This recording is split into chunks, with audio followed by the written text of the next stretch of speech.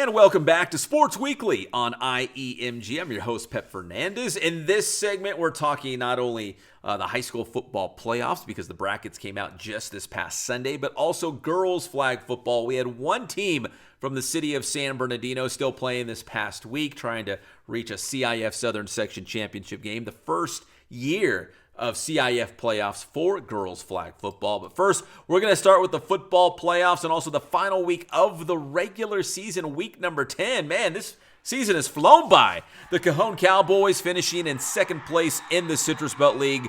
They wrapped up the year with a big win at home against Yucaipa by a score of 49-10.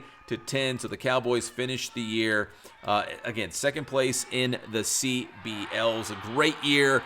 And they're going to the playoffs in Division III. As I mentioned, the brackets are out. So let's take a peek at the situation for Cajon. And it looks like this. Cajon will open the playoffs on the road at Chino Hills in Division III. You can see the matchups right there. And then if they win that one, they would have another matchup against the winner of Villa Park and Vista Murrieta. So I think that'd be pretty exciting to see that matchup against Vista Murrieta if that one would happen, if they can make it that far. So we'll see. That's Division III. So Cajon on the road at Chino Hills, D3. Division IV, the Aquinas Falcons. But first, they wrapped up another Ironwood League title. That is 7 league titles in a row, as they took care of Village Christian by a score of 55-0. A huge win for Aquinas. I believe that's, if my math is correct, 42 straight league victories en route to 7 straight league championships. Ironwood League champs, and they will be in Division IV for the upcoming CIF Southern Section playoffs. And their playoff bracket looks like this. And this is just their half of the bracket to kind of show you their path towards the championship game. Aquinas will open on the road at Redondo Union. If they win that one, they would have a showdown with the defending Division V champion from a year ago, Orange Vista. So if the Falcons go on the road and beat Redondo Union, they would get the winner of St. Bonnie and Orange Vista in the second round. Man, that'd be awesome to see Orange Vista and Aquinas going head-to-head in the second round in Division IV. All right, now to Division 11. San Gorgonio taking care of Rialto in the final week of the regular season. All San G in this one, 42-0 the final score.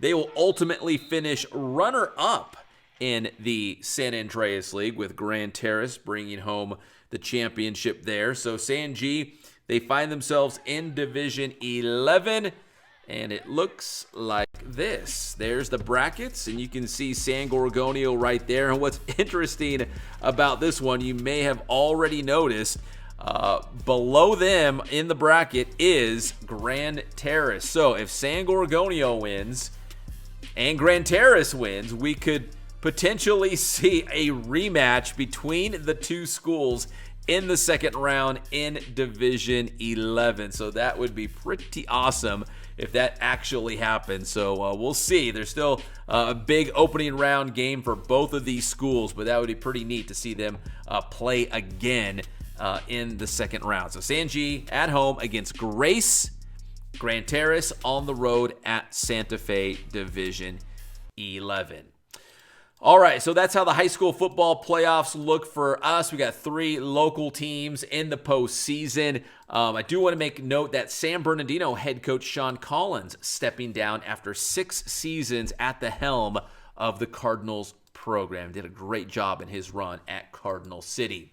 Now to girls flag football, and we only had one team left in the girls flag football this past week, and that was the Cajon Cowgirls in the Division IV quarterfinals. Jeff Imbriani and Cajon taking on Schurr High School in the D4 quarters. Cajon already leading 6-0 in the first half when Jaylene Quiros, the quarterback, finds Jasmine Jackson for the touchdown.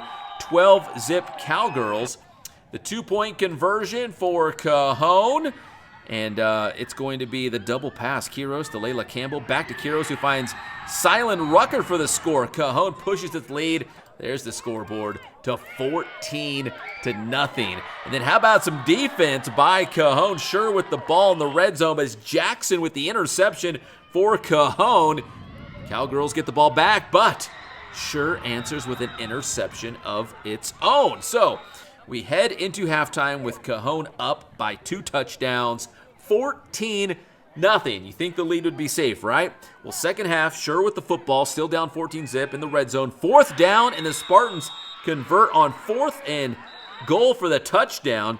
They get on the board, make it at 14-6. Cajon goes back on offense, up by 8, but Schurr with another INT and a huge return for the touchdown. So after the return on the score, it's now 14-12. So Schurr goes for the 2-point conversion and trying to tie things up. They've got plenty of time, and it is good. Oh my goodness. We're tied at 14 with about 12 minutes to play in this game. The Spartans get the ball back. The Spartans drive down the field looking for the go-ahead score, and Rucker with a huge interception to keep Schurr out of the end zone. But on the next Schurr offensive possession, it's another pick for Cajon. Talk about a timely defensive play. Layla Campbell, the interception. So less than 2 minutes to play. Cajon's got the ball back after the pick, looking for the go-ahead touchdown.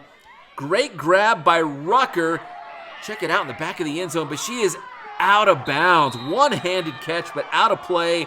So we go to overtime, tied at 14.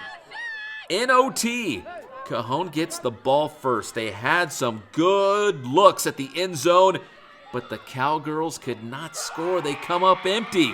So Schurr gets the opportunity on offense, and they capitalize. Here's the game-winning touchdown as Schurr completes the comeback with a 20-14 win in overtime. Here's Cajon head coach Jeff Imbriani. Our girls have come a long way. If you would have told me I would have went to the quarterfinals when we started, we'd have been good right there. But they played hard. They didn't give up. I mean, 14-14, we lose on an overtime, so that's a good thing. Next year, hopefully we get the girls come back, ready to play, and we'll be okay. Was that kind of the message to them after the game? Was like, hey, don't hang your heads. You know, we did a lot of good things. Yeah, it was just a little disappointing to have them score in that way. Yeah. You know, but other than that, we played good. Defense played good the whole game. You know, I mean, it shut them out after they got going, but we had our opportunities. So I can't say now we're inside the red zone 3 times, didn't score again. So next year, we'll get them next year. Great year for the Cowgirls. When we come back, San Bernardino Valley College cross country. That's next here on Sports Weekly on IEMG.